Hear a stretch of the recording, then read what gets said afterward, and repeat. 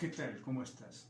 Sin lugar a dudas, el don más grande que Dios nos ha hecho es la gracia santificante, que consiste en nada menos que la participación en la vida divina.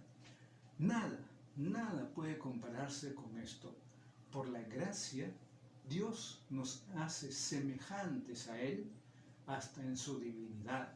Dios nos diviniza gratuitamente con este don, cosa que naturalmente no nos corresponde por ser tan solo criaturas suyas, no nos corresponde.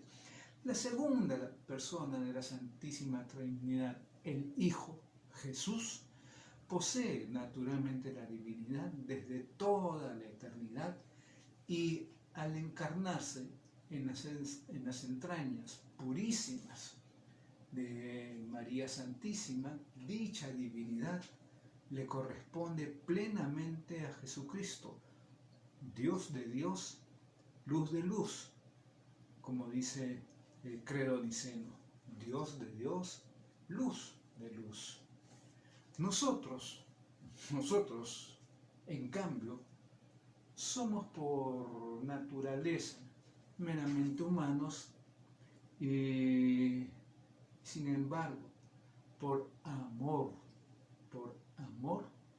Dios nos comunica su vida divina por el Espíritu Santo. Por amor, Dios nos comunica su vida divina por el Espíritu Santo. Ese es el amor de Dios y hay que entenderlo, Esa gracia divina llega a nosotros por medio del Espíritu Santo y por los méritos de nuestro Señor Jesucristo, la Iglesia, fundada por Él, nos comunica el don de la gracia por medio de los sacramentos instituidos por Cristo mismo y nos santifica, nos hace santos, hijos de Dios y a la vez coherederos de la gloria. Eso es lo que nos da Dios a nosotros. Somos hijos de Dios por medio del bautismo. Se nos santifica y con la confirmación eso se fortalece porque somos coherederos de la gloria.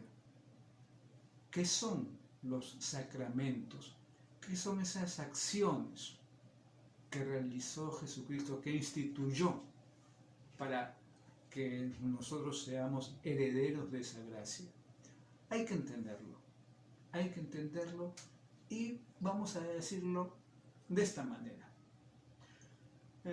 Para que percibiéramos ese don gratuito e invisible de la gracia, nuestro Señor Jesucristo instituyó 7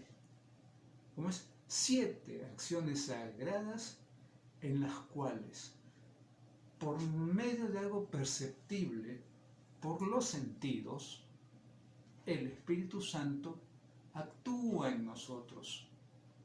Algo perceptible, algo que nosotros podemos ver.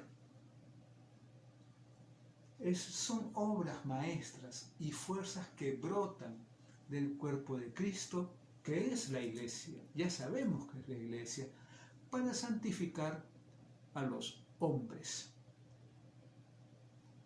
Podemos entonces definir los sacramentos en base a lo que ya te he dicho de la siguiente manera, y eso lo menciona el Sacrosanctum Concilium en su numeral 7. ¿Qué son los sacramentos? Son signos sensibles instituidos por Jesucristo para infundir y acrecentar la vida divina, es decir, la gracia santificante en nuestras almas para hacernos santos. Sí, hacernos santos, como tú, como tu hermano, tu hermana, tu padre, tu madre, tu hijo, tu hija, tu abuela, tu amigo, tu vecino. La Iglesia afirma que para los creyentes los sacramentos son necesarios para la salvación.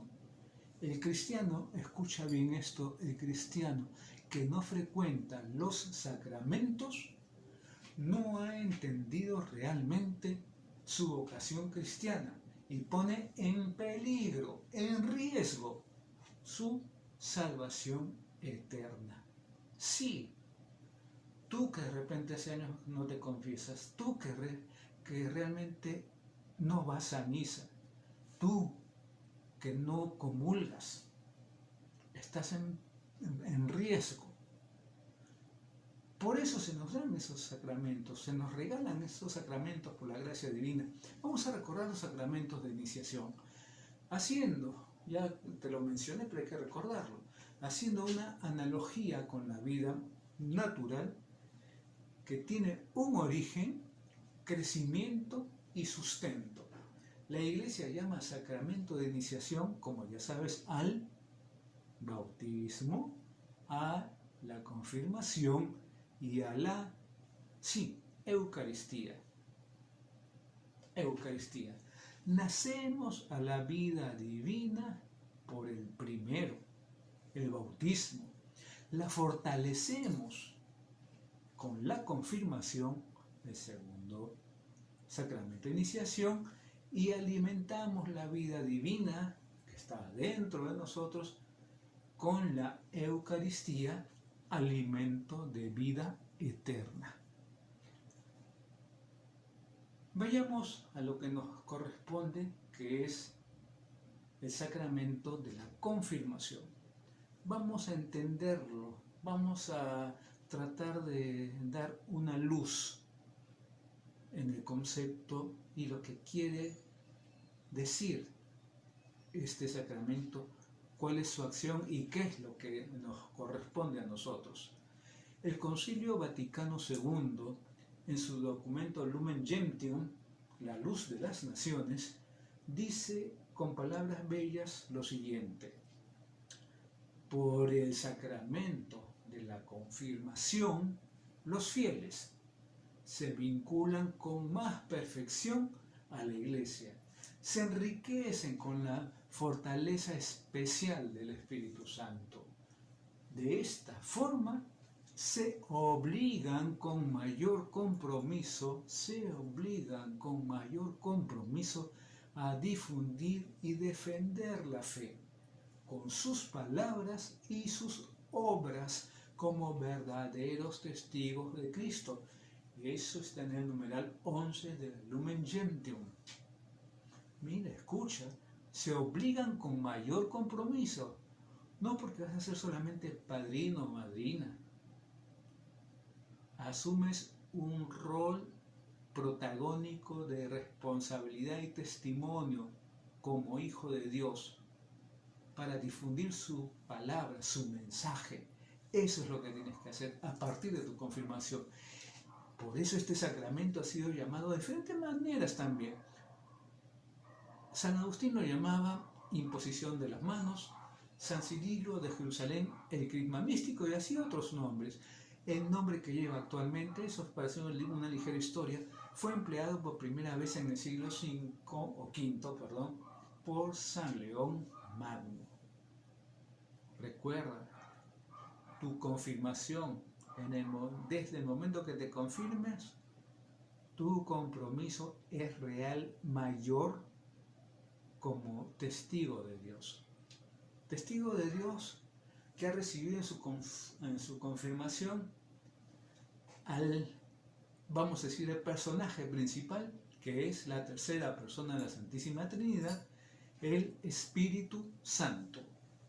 El protagonista, pues, del sacramento de la confirmación es Él, es ese Espíritu Santo que vas a recibir, el principal protagonista. Ya vamos a hacer un poco de recuerdo del segundo video de este grupo de charla, de preparación.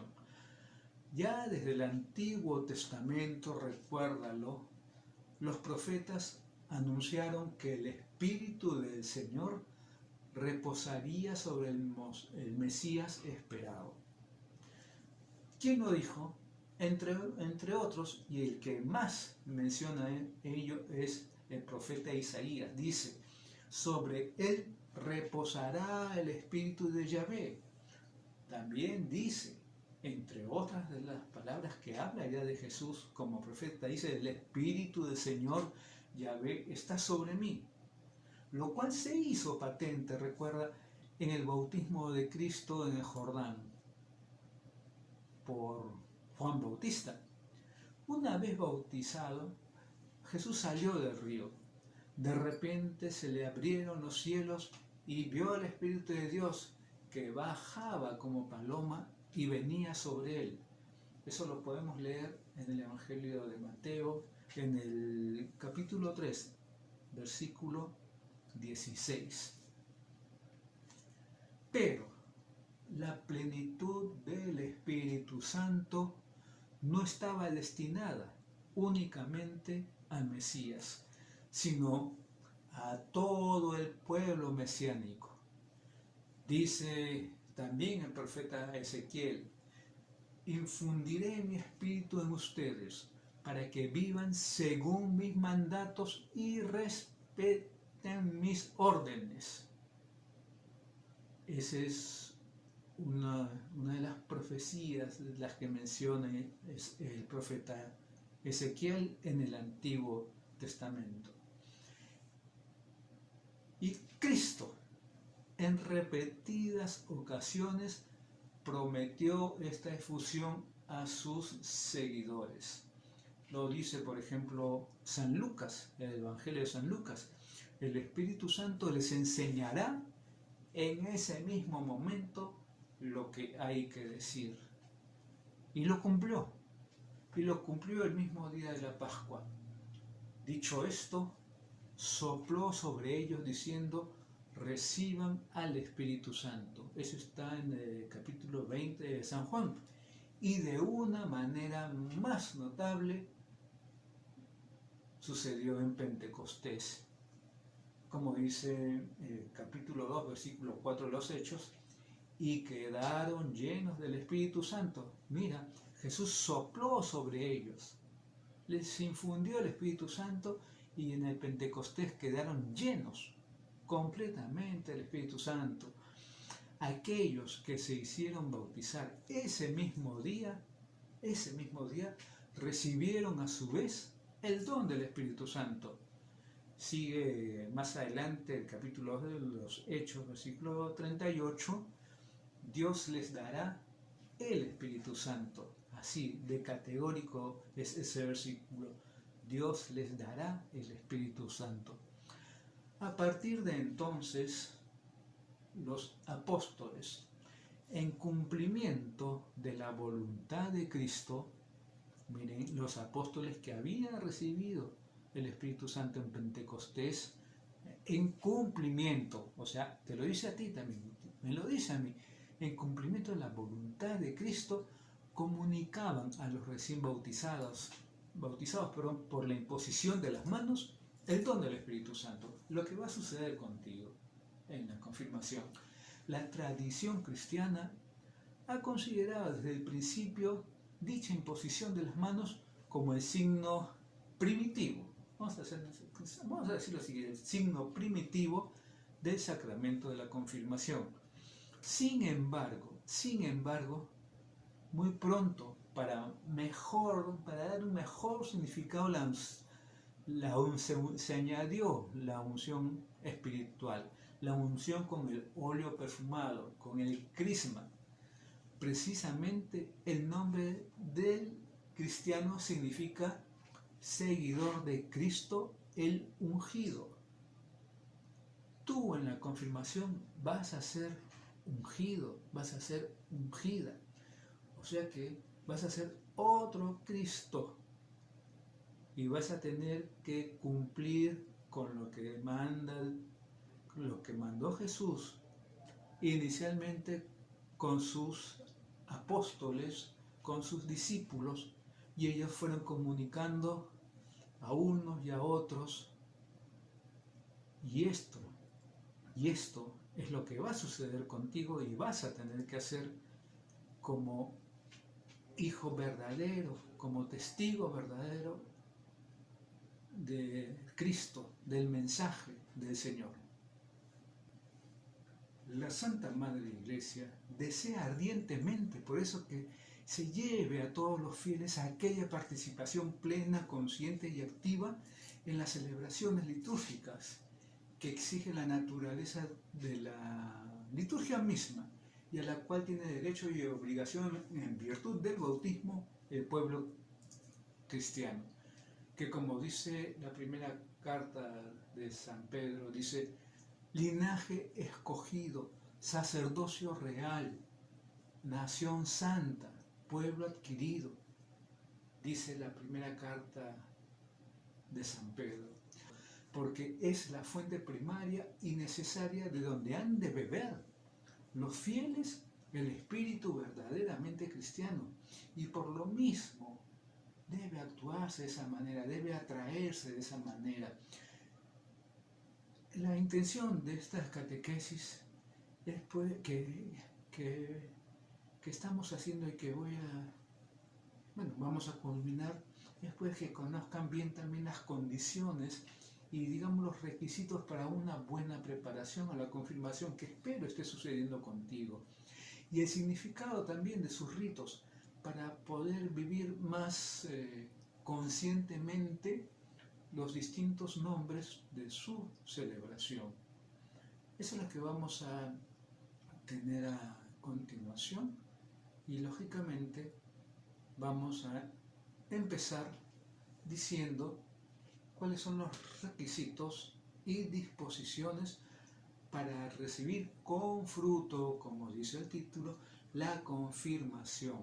Requisitos y disposiciones para recibir con fruto la confirmación. Mira, requisitos, disposiciones para recibir y fruto de este sacramento que vas a recibir, que es muy importante que seas consciente de ello, muy consciente, y que no solamente lo hagas porque vas a ser padrino o madrina, sino para que ya de una vez tomes conciencia de tu papel como cristiano, fortalecido, perfeccionado por el Espíritu Santo. Para ello vamos a tener los siguientes objetivos: clarificar las condiciones del candidato a la confirmación, o sea, de ti, los criterios a tener en cuenta, también muy importante para la elección del padrino o la madrina, y cómo se han de preparar cada uno para recibirla con fruto. Secundando pues la obra de Dios, os exhortamos también a no echar en saco roto esta gracia de Dios, porque es el mismo Dios quien dice: en el tiempo favorable te escuché, y en el día de salvación te ayudé. Pues mirad, ahora es día de salvación. Se dice que la confirmación es el sacramento de la militancia cristiana, en el sentido de que Cristo nos fortalece con el don de su Espíritu para que podamos ser testigos valientes de su Evangelio y de su salvación.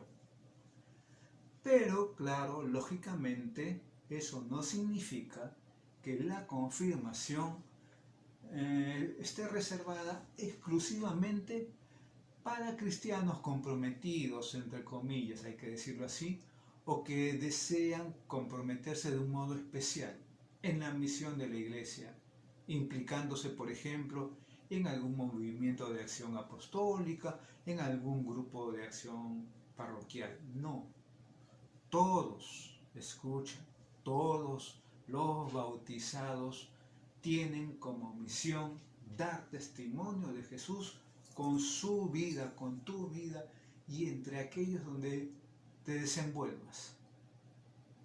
no es exclusivo de los que están en movimientos o grupos parroquiales, sino en tu vida normal y común. La confirmación lo único que hace es darnos la fuerza del Espíritu para poderlo hacer con valentía. Es sencillamente sacramento para los bautizados que no están todavía confirmados. Lo dice la Iglesia con toda claridad en su catecismo. Todo bautizado, dice el catecismo, aún no confirmado, puede y debe recibir el sacramento de la confirmación. Puesto que bautismo, confirmación y Eucaristía forman una unidad, se sigue que los fieles tienen la obligación de recibir este sacramento en tiempo oportuno, porque sin la confirmación, escucha bien, y la Eucaristía, el sacramento del bautismo, es ciertamente válido y eficaz, pero la iniciación cristiana queda incompleta.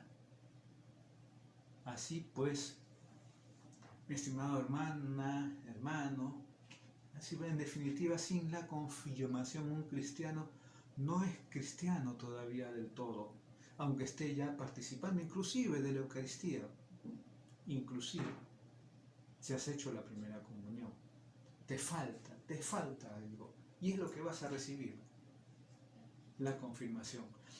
Para recibir precisamente con fruto la confirmación, es preciso, eso sí, hallarse en estado de gracia. Tienes que confesarte antes de recibir la confirmación. Conviene pues recurrir cuanto antes al sacramento de la penitencia para renovar la gracia bautismal, que el Señor va a perfeccionar confirmándola con el don del Espíritu Santo. Y sobre todo, hay que tener una clara convicción y una viva conciencia de la pertenencia a Jesucristo en la Iglesia. Y, por supuesto, el firmísimo propósito de mantenerse siempre unidos a Jesucristo. No faltes a misa, por ser precisamente el encuentro con el que desde el mismo día de la resurrección el Señor sostiene con la fuerza de su Espíritu la unión de sus discípulos con Él y la expresión más genuina de nuestra pertenencia a Él en la Iglesia. Porque la palabra de Iglesia significa precisamente asamblea reunida ante el Señor. Sin descartar tampoco la inquietud por seguir formándose cada vez mejor para saber dar razón de nuestra esperanza y mostrarse disponible para asumir responsabilidades en la Iglesia o para la Iglesia. La Iglesia, tu vecino, tu vecina, tu hermano, tu hermana, tu pariente, tu amigo, son Iglesia. Sería un absurdo pues recibir el Espíritu para lo que no se piensa hacer. En tal caso es mejor desistir y dejarlo antes de representar una pura comedia, y hay que decirlo así, y de hacer una mentira, un simple compromiso, porque vas a ser padrina y madrina. No, ya con la confirmación te perfeccionas como cristiano y debes ser consciente de ello. Por eso, ¿sabes? Elegir un padrino o una madrina de confirmación, recordando que la palabra padrino viene de patrinus, aquel que sin ser padre ejerce una cierta función paterna. Aparecen ya en los primeros siglos de la Iglesia, te cuento. Presentaban a la comunidad al aspirante a ser cristiano, comprometiéndose a ejercer cierta función paterna o materna en el camino de la fe de aquel que apadrinaban. Se puede decir que eran los garantes con los que contaba la Iglesia para poderlos admitir a los sacramentos.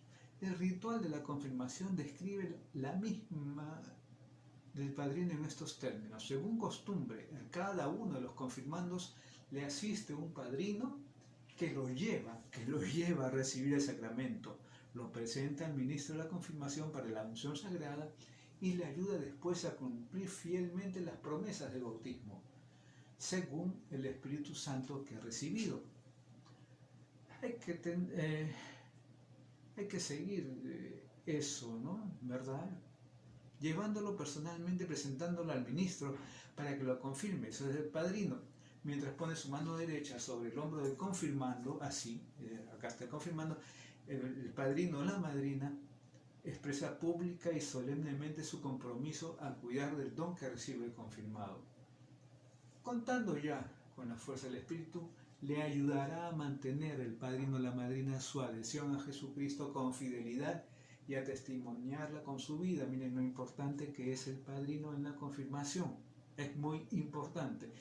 Según precisa el ritual, lo importante es que sea espiritualmente idóneo para el oficio que recibe y esté revestido de las siguientes dotes. Escucha, que tenga madurez suficiente para cumplir su función. 1. Que esté plenamente iniciado y haya recibido los 3 sacramentos: bautismo, confirmación y Eucaristía. 3. Que no tenga ningún impedimento del derecho canónico. Debes pensar, pues, en aquella persona que sabe que pueden ayudarte en el crecimiento de tu vida cristiana, en toda ocasión y ante cualquier dificultad. Pasemos ahora a conocer los ritos y su significado sacramental. ¿Cuál es el objetivo de este tema?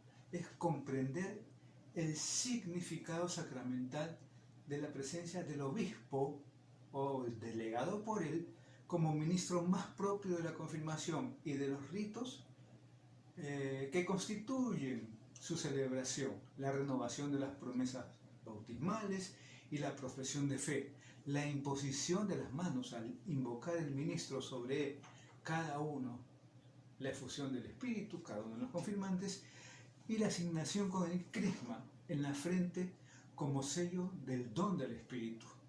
Renovación de promesas bautismales, profesión de fe, imposición de las manos al invocar la efusión del Espíritu y la asignación con el crisma, a fin de disponerlos a vivir más conscientemente el significado espiritual que entrañan todos estos signos. Vamos a la lectura. El que nos mantiene firmes en la adhesión a Cristo es Dios, que nos ungió y nos marcó con su sello y nos dio como garantía el Espíritu en nuestros corazones. Vamos a comprender, vamos a desarrollar el tema. Ya antes de morir, Jesús fue preparando a sus apóstoles como germen del nuevo pueblo de Dios que continuaría su misión en el mundo y en la historia con la fuerza del Espíritu. Una vez resucitado, puedes recordar también, se les fue apareciendo insistiéndoles en que permanecieran en Jerusalén sin separarse hasta que recibiesen el don del Espíritu de Dios que Él mismo les comunicaría y en cuya fuerza darían testimonio de Él hasta los confines del mundo y los confines del tiempo del mundo. Es lo que ocurrió, como ya sabemos, el domingo de Pentecostés. A partir de ese momento, Pedro con los demás apóstoles comenzaron a dar testimonio en Jerusalén de la resurrección de Cristo y a predicarlo como Señor y único Salvador. Los que les creyeron se unieron a ellos haciéndose bautizar y recibiendo también el Espíritu Santo. Surgía así la Iglesia como comunidad de creyentes reunidas por el Espíritu del Señor Jesús en torno a los apóstoles. Iba creciendo. A raíz de la muerte de Esteban, se desató una violenta persecución contra la Iglesia de Jerusalén. Todos, menos los apóstoles, se dispersaron por Judea y Samaria. Esa es parte de la historia de los primeros cristianos. Al ir de un lugar para otro, los prófugos, los que huían, iban difundiendo la buena noticia. El diácono Felipe bajó a la ciudad de Samaria y se puso a predicar allí a Cristo. La ciudad, te cuento, se llenó de alegría y muchos hombres y mujeres se bautizaron. Al enterarse los apóstoles que que estaban en Jerusalén les enviaron enseguida a Pedro y a Juan para que recibieran también el Espíritu Santo. Estos imponían las manos a los que estaban ya bautizados y recibían el Espíritu Santo. Eso lo leemos en los Hechos, capítulo 8, versículos del 4 al 17. La única iglesia de Cristo, reunida por su mismo y único Espíritu, cobraba así realidad en un nuevo lugar, al ser reconocida y presidida también por Pedro y algún otro del grupo de los apóstoles. De esta manera nacía la iglesia local, en la que subsiste realmente la misma iglesia de Cristo, única y universal. Del mismo modo que en cada trozo del pan consagrado está todo y el mismo Jesucristo. A estas diversas iglesias locales, reconocidas por Pedro o su sucesor en la sede de Roma, como es el Papa, y reunidas en torno a un apóstol o sucesor de los apóstoles, como el obispo, las llamamos hoy diócesis. La diócesis del Callao, la diócesis de Lima, por ejemplo, ¿no? Para hacer posible la reunión de los cristianos como iglesia o asamblea convocada ante el Señor los domingos, sobre todo, cada diócesis se divide a su vez en parroquias, presididas por un presbítero con el que pueda celebrar la Eucaristía. La diócesis queda así definida como una porción del pueblo de Dios cuyo cuidado pastoral se encomienda al obispo con la colaboración del presbiterio, de manera que, unida a su pastor y congregada por él en el Espíritu Santo mediante el Evangelio y la Eucaristía, constituya una iglesia particular en la cual verdaderamente está presente y actúa la Iglesia de Cristo, una, santa, católica y apostólica. La administración de la confirmación por parte del mismísimo obispo o un presbítero delegado por él pone pues de relieve precisamente la efectividad más propia de este sacramento: comunicar el don del Espíritu recibido por los apóstoles en Pentecostés, reforzar la vinculación a la única iglesia de Cristo congregada por él mismo en torno a sus apóstoles y de la que la diócesis es su máxima representación sacramental. Una vez presentados como candidatos y antes de ser admitido a la confirmación, el obispo o su delegado les invitará a renovar públicamente ante los fieles reunidos como iglesia las promesas bautismales. Primero les pedirá que manifiesten su decisión de renunciar a los malos hábitos y de vivir conforme al Evangelio, respondiendo a sus preguntas según alguna de las fórmulas propuestas en el ritual. Si renuncio, a continuación les pedirá que confiesen en vuestra fe cristiana, eso, respondiendo a cada artículo del credo, como les he dicho, sí creo y sí creo. Por último, deberán manifestar su compromiso asintiendo cuando les pregunte que si estás dispuesto.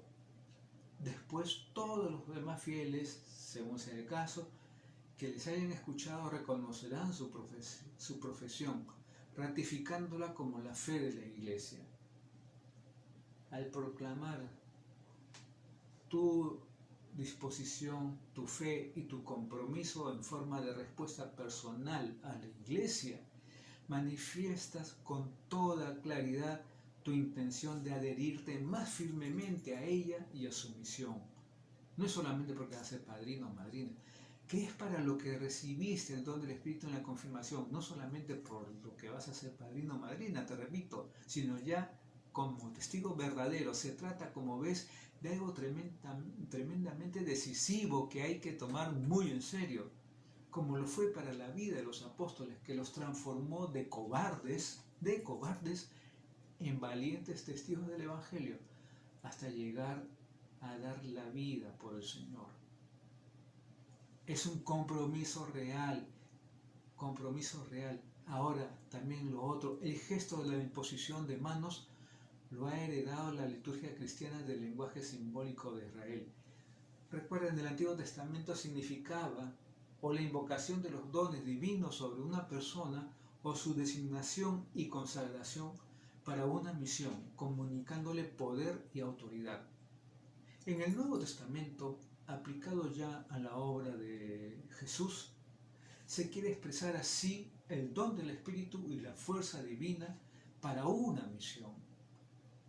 Como ves, se trata de un antiquísimo rito de consagración que expresa la toma de posición por Dios de una persona para una misión y por la que queda llena esa persona del Espíritu Santo para poder cumplirla. Aunque por decisión de Pablo VI, el Papa, la imposición de manos en la confirmación no pertenece a la validez del sacramento, tiene gran importancia la integridad del rito y para una más plena comprensión del sacramento. Eso está en la Constitución Apostólica sobre la confirmación, en el numeral 9. La oración, la imposición de las manos, va con una oración que da significado a ese rito al invocar sobre los confirmandos la infusión del Espíritu con todos sus dones. Dice, llénalos de espíritu de sabiduría y de inteligencia, de espíritu de consejo y de fortaleza, de espíritu de ciencia, la ciencia de Dios, y de piedad, y cólmalos del espíritu de tu santo temor. La imposición de las manos nos educa así, para reconocer que en todo momento dependemos de la fuerza de Dios que humildemente invocamos, y a la vez nos hace darnos cuenta de que los dones de Dios nos vienen en y por la Iglesia. Cuando veas cómo el celebrante realiza sobre ti esta acción, debes alegrarte profundamente, porque ese rito tan palpable te está asegurando la viva cercanía de Dios y cómo su Espíritu seguirá actuando sobre ti, sobre cada uno de nosotros ya confirmados como Señor y Dador de vida. Además, la Iglesia nos advierte que el sacramento de la confirmación es conferido por la unción del Santo Crisma en la frente, hecha por el ministro, imponiendo la mano y con estas palabras: recibe por esta señal el don del Espíritu Santo. El significado sacramental de esta unción apunta claramente a la consagración para secundar la misión de Cristo en la Iglesia, con la fuerza interior del Espíritu de Dios. Así lo declara la exhortación que propone el ritual. El don del Espíritu Santo que ahora vas a recibir te marcará con un sello espiritual y te hará miembro más perfecto de la Iglesia, configurándote más plenamente con Cristo, que fue ungido también en su bautismo por el Espíritu Santo y enviado. Serán marcados en tu frente con la gloriosa cruz de Cristo.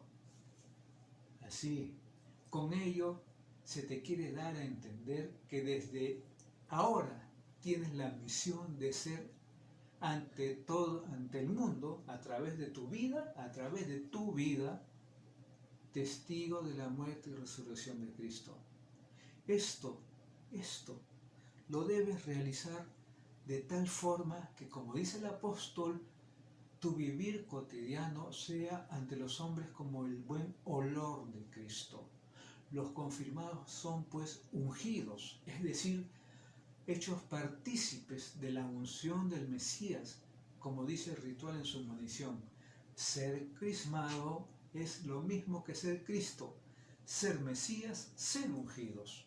Si Jesús, el Hijo de Dios hecho hombre, recibió tras ser bautizado el Espíritu que lo ungió como Mesías para poder cumplir tal misión, los que son hechos hijos de Dios, escucha bien, en el bautismo reciben la unción del Espíritu en la confirmación, que te permite caminar plenamente como hijo en el seno de la iglesia, participando de su misión.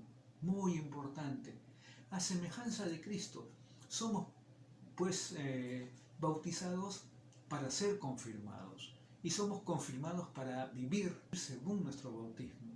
No es por tanto nuestra fe personal la que queda confirmada por el don del Espíritu, sino la realidad sacramental, inaugurada en nuestro bautismo, que como testigos, esa palabra es muy importante, hemos de expandir. Ser ungidos en la frente apunta precisamente a este compromiso de público testimonio que el confirmado ha de dar de Cristo, puesto que nada hay más visible que la frente. El beso de la paz con el que concluye el rito significa y manifiesta la comunión eclesial con el obispo o su celebrante o su delegado y con todos los fieles, como condición esencial para cumplir la misión. De la celebración, hermano, hermana, se deduce que el efecto del sacramento es la efusión plena del Espíritu Santo, como fue concedida en otro tiempo a los apóstoles el día de Pentecostés. Por este hecho, la confirmación confiere crecimiento y profundidad a la gracia bautismal. Nos introduce más profundamente en la filiación divina que nos hace decir Abba, Padre. Nos une más firmemente a Cristo, aumenta en nosotros los dones del Espíritu Santo, hace más perfecto nuestro vínculo con la Iglesia, nos concede, mira, todo esto, una fuerza especial del Espíritu Santo para difundir y defender la fe mediante la palabra y las obras como verdaderos testigos de Cristo, para confesar valientemente el nombre de Cristo y para no sentir jamás vergüenza de la cruz. Eso está en el Catecismo, numerales 1302, 1303. Es muy importante que tomes conciencia que lo que vas a recibir en la confirmación te hace ser testigo, soldado, entre comillas militante. No lo hagas, no desaproveches la oportunidad solo porque vas a ser padrino o madrina. Aprovecha la oportunidad. Es lo que Dios te ofrece por medio de su Espíritu Santo y por Jesucristo. Hablemos ahora de ese regalo del Espíritu Santo que son los dones. Son 7 auxilios espirituales que capacitan nuestra alma para ejercitar las virtudes necesarias a la perfección cristiana. Estos 7 dones son sabiduría, entendimiento, consejo, fortaleza, ciencia, piedad, temor de Dios. Repito, sabiduría, entendimiento, consejo, fortaleza, ciencia, piedad, temor de Dios. Vamos a resumir qué es cada don. El don de sabiduría es el más perfecto de todos los dones. Él nos hace preferir los bienes celestiales a los terrenales y que encontremos así nuestras, digamos, delicias en las cosas de Dios, de nuestra fe. El don de entendimiento, escuchen, nos hace comprender mejor las verdades de la fe, de nuestra religión cristiana. Nos descubre el significado, digamos, oculto de las Sagradas Escrituras, nos abre la mente. Comprender el significado de los sacramentos y de las ceremonias de la Iglesia. Penetrar en los planes ocultos de la providencia, en el gobierno del mundo y de los hombres, y así entre otras cosas. Quien tiene este don no piensa como los mundanos, que el mundo está, digamos, mal arreglado, sino que por el contrario admire en él la sabiduría, inteligencia y providencias divinas. Ahora hablemos del don de consejo. ¿Qué es lo que nos da este don de consejo? Escucha bien, nos da a conocer con toda prontitud y seguridad lo que conviene para nuestra salvación y la del prójimo, de un modo especial en los casos lógicamente más difíciles y decisivos. Este es el don que nuestro Señor Jesucristo prometió a sus apóstoles y con estas palabras: cuando jueces y gobernantes malvados y enemigos de Dios los citarán para exigirles cuenta de su conducta y de sus obras de celo, no piensen cómo o qué tienen que responder, porque en aquella hora el Espíritu Santo les sugerirá lo que deben decir. Eso lo puedes leer en el Evangelio de Mateo, capítulo 10, versículo 20. Fue este don el que hizo a San Pedro contestar al Sanedrín cuando éste le ordenaba no predicar a Jesucristo. ¿Qué fue lo que dijo San Pedro? Y eso está en el libro de los Hechos, capítulo 5, versículo 29. Debemos obedecer a Dios antes que a los hombres. Eso lo da este don. Ahora, el siguiente don. Vamos a ver el don de fortaleza. ¿Qué nos da el don de fortaleza? El mismo término lo dice. Nos da la energía que necesitamos para resistir a los obstáculos que se oponen a nuestra santificación, para resistir las tentaciones y no caer en pecado, para despreciar el respeto humano, para perseverar durante toda la vida en el cumplimiento del deber en la vida cristiana. Recuerda, el don de fortaleza entonces nos da la energía que necesitamos para resistir a los obstáculos que se oponen a nuestra santificación, para resistir las tentaciones y no caer en pecado. Es este don que nos da la fuerza para emprender sin temor ni vacilación obras que miran a la mayor gloria de Dios. El acto por excelencia del don de la fortaleza es el martirio, pero hay que recordar que es comparable a él una vida empleada en el servicio de Dios y en procurar la salvación de las almas. Es así como el don de fortaleza te ayuda. Ahora vamos al siguiente don. El don de la ciencia. Por supuesto, este don de la ciencia no tiene nada que ver, por supuesto, con la ciencia humana, sino de la ciencia de Dios. Tú dirás, ¿qué es esto? Nos da a conocer el camino que debemos seguir para llegar al cielo. ¿Cómo debemos hacer para alcanzar al cielo? Ese es el don de ciencia. Este don nos hace ver todas las cosas en Dios como criaturas suyas, como manifestaciones de su poder, sabiduría y bondad infinitas.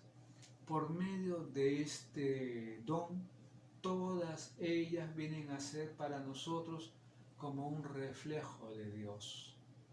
Eso es lo que nos da el don de ciencia. Y Recordemos, por ejemplo, a un santo, San Francisco de Asís. San Francisco de Asís poseía este don, digamos, en un grado alto, considerando todas las cosas creadas como hijas de Dios, veía en todas ellas otros tantos hermanos. Recuerda, el hermano Sol, la hermana Luna, la hermana Agua, la hermana Oveja, hasta la hermana Muerte. Así se expresaba San Francisco de Asís, si es que no recuerdas. Era la expresión de él y debe ser también nuestra expresión. Hablemos ahora del siguiente don, el don de piedad. Este don de piedad despierta en el confirmado un afecto filial hacia Dios, a quien podemos dirigirnos con toda confianza y una, vamos a decirlo así, tierna devoción y prontitud para cumplir con nuestros deberes religiosos. El don de piedad. Hay que ser piadoso, piadoso. ¿No? Ese es el sentido del don de piedad. Este don hace que encontremos, vamos a decir, gusto en las oraciones y en las prácticas religiosas, que nos sacrifiquemos por Dios y por su gloria, y que recibamos todo como venido de la mano de Dios y nos abandonemos a sus manos como el niño se abandona a las manos de su madre. Ese es el don de piedad. Ahora vamos con el siguiente y el último don, el don de temor de Dios. Este don no es de repente como lo puedes estar pensando, no. Inclina nuestra voluntad a un respeto filial hacia Dios. Nos aleja del pecado porque le desagrada a Dios y nos hace esperar en su poder, en su poderoso auxilio. Pero entiéndase bien que este don del Espíritu Santo tiene de común con el temor al castigo de Dios por nuestros pecados, el temor a las penas de esta vida, a las del purgatorio y del infierno. El temor de Dios es el que te va a llevar a hacer las cosas de Dios. No es, como te digo, el temor del subordinado que sirve al jefe porque no lo castiguen. No, así no es. Sino es el temor del buen hijo que teme disgustar al mejor de los padres. Ese es el temor de Dios. El temor que, lo vuelvo a repetir, el temor del buen hijo que teme disgustar al mejor de los padres. Este don del Espíritu Santo nos inspira un vivo sentimiento de la grandeza y bondad de Dios y por lo tanto sumo horror a las menores faltas. Una viva contrición de estas, porque ofenden a un Dios tan pero tan bueno.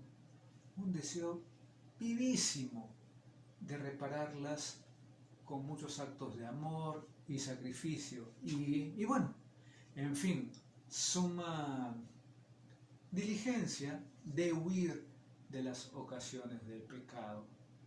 Este es el don del temor de Dios. Y así, a grosso modo, te he explicado de una manera muy rápida lo que vas a recibir en tu confirmación los 7 dones del Espíritu Santo. Quiero incidir en los efectos de la confirmación. Nos hace soldados de Cristo. La vida del hombre, hermano, hermana, sobre la tierra es un continuo combate contra los enemigos del alma, que, como nos enseña la Iglesia, son el mundo, el demonio y nuestras propias concupiscencias. Este combate da comienzo apenas el niño va teniendo uso de razón y no termina sino con la muerte. Job dice en la Biblia que la vida es una milicia. Para sostener la lucha en contra de enemigos tan poderosos como tenaces, necesitamos auxilios especiales que precisamente nos proporciona la gracia de este sacramento, de la confirmación. Pública y solemnemente ante el celebrante somos alistados en el ejército del Señor para luchar por el bien de nuestras almas, por la extensión del reino de Dios, por el bien de las almas, por la gloria de Dios. La confirmación imprime en el alma ese carácter indeleble. Por eso este sacramento no se repite, de testigo de Cristo y de la fuerza necesaria para confesar la fe, sin temor ante los respetos humanos y defenderla, si es necesario, con la ofrenda de la vida. También, lógicamente, nos hace soldados de Cristo y sobre todo nos hace cristianos perfectos. Quiero incidir en todos estos temas. Este sacramento nos confirma en la fe y perfecciona todas las virtudes y dones recibidos en el bautismo. Precisamente por esto recibe el nombre de confirmación. Un autor del siglo V, llamado el pseudo Dionisio Areopagita, escribiendo sobre el sacramento de la confirmación, precisa la diferencia entre los bautizados y los confirmados en los siguientes términos. Él decía lo siguiente, ¿no? O está escrito: a todos llamamos hijos de Dios, incorporados todos a Jesucristo, herederos todos del paraíso, pero imperfectos los primeros y perfectos los segundos. La confirmación no solamente nos hace divinos, sino grandísimamente divinos, decía este personaje. Otra cosa más y en lo que quiero incidir, y hay que tomarlo en cuenta, que nos llena del Espíritu Santo. La confirmación es el sacramento que da cumplimiento a aquellas palabras de Cristo. Cuando leemos, por ejemplo, en el Evangelio de San Juan, en el capítulo 16, versículo 7, les conviene que yo me vaya, porque si no me voy, el Consolador no vendrá a ustedes, pero si me voy, yo lo enviaré. Efectivamente, así como en Pentecostés descendió el Espíritu Santo sobre los apóstoles reunidos en oración con María Santísima, en lo sucesivo, los cristianos recibieron al Espíritu Santo por medio de los apóstoles y luego de los obispos con la imposición de las manos y la santa unción. Así se fue dando hasta el día de hoy, que se sigue dando y se seguirá dando. Y de la misma manera que el Espíritu Santo se manifestó así pues de manera prodigiosa en Pentecostés, no faltaron casos, y eso cuento, en la Iglesia Apostólica, en que el administrar a los fieles la confirmación sucedieran algunos milagros parecidos como el profetizar o el hablar en lenguas. Esto llevó a un mago, Simón, a ofrecer dinero a los apóstoles para que le dieran el poder de confirmar. Eso lo podemos leer en el capítulo 8 en el capítulo 8 de los Hechos, versículo 14. Leemos también cómo al confirmar San Pablo los bautizados, venían sobre ellos el Espíritu Santo obrando prodigios. Eso lo podemos leer en el libro de los Hechos, capítulo 19.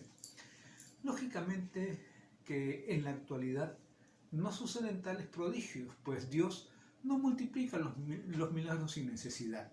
La iglesia está bien establecida y ya no es necesario. Pero aunque sin señales externas, los confirmandos reciben ciertamente al Espíritu Santo con sus 7 dones que los acabamos de conocer hace unos minutos. Ahora, con pleno uso de razón, deberás renunciar radicalmente al pecado, a Satanás, padre del pecado, y a todas sus insidias.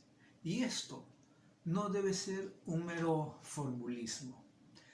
Tan cierto es que Satanás existe como de que somos débiles y pecadores. Y la vida cristiana nos obliga a luchar valientemente por la gracia de Dios. Por eso nos vamos a confirmar. No queda un mero trámite porque vamos a ser padrinos o madrinas. Nos volvemos testigos de Cristo. Si te vas a confirmar, estás aceptándolo. Igualmente el cristiano confirmado, te digo, está comprometido no solo a guardar la fe, sino a conquistar a los demás para Cristo. En el mundo actual, olvidado de Dios, corrompido integralmente en la mentira, cohecho, hurto, hedonismo desenfrenado, violencia y sexo, no será fácil mantenerse en la lucha por el bien. Será vivir cuesta arriba o contracorriente todo el tiempo. Será necesario evitar con cuidado toda clase de pecado. Instrúyete permanentemente en la fe de nuestra iglesia y sobre todo frecuenta los sacramentos de la reconciliación y de la Eucaristía. El soldado de Cristo, tú, debes estar preparado para dar la batalla al mal, venga de donde venga, situación tras situación que suceda. ¿Qué diríamos de un soldado bien armado que ni siquiera se molestara en desempacar sus armas y aprender a usarlas? ¿Cómo espera ganar la batalla cuando le falta la voluntad y el valor para entrar en ella? Así son los cristianos, que no saben aprovechar los medios que la iglesia pone en sus manos y que se amilanan ante los demás. Hermano, hermana, la fe en Cristo debe ser nuestro timbre de gloria, como para un soldado es su bandera. Negarla o avergonzarnos o ser indiferentes de ella es indigno de un hijo de Dios.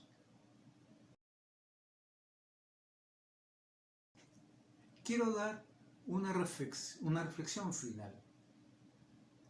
La confirmación, dándonos la plenitud del Espíritu Santo, nos hace adultos en la fe y soldados de Cristo para salvar al mundo por medio del Evangelio.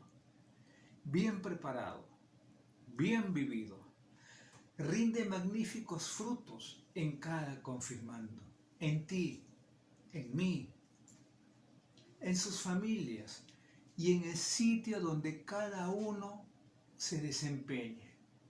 En donde estés, dejemos actuar al Espíritu Santo en nuestras almas para, perfeccionados con sus dones, podamos dar un testimonio coherente de Cristo en todo momento y lugar. Nuestra confirmación de hoy es nuestro Pentecostés para la vida. ¿Cuál será nuestro estilo de vida en adelante? El de los apóstoles a la salida del cenáculo. El de los cristianos de todo tiempo, enérgicamente fieles a la oración, al testimonio de la fe, a la fracción del pan eucarístico, al servicio del prójimo, imitando a Jesucristo, que no vino a ser servido, sino a servir. Por eso, si vas a acceder a la confirmación, debes saber y conocer al Espíritu Santo, lo que hizo desde la creación hasta hoy y seguirá haciendo, y sobre todo que tú voluntariamente has aceptado acceder a la confirmación, más allá de lo que vayas a ser padrino o madrina o alguna otra circunstancia. A donde estás accediendo es porque realmente eres consciente de que te vuelves un hijo de Dios fortalecido en la fe y por tanto testigo y testimonio ante los demás. Dios te bendiga, Dios te dé esa luz para que camines siempre hacia adelante y con el propósito del Hijo de Dios fortalecido, con fe, esperanza y para dar ese mensaje de Cristo a todo el mundo. Bendiciones.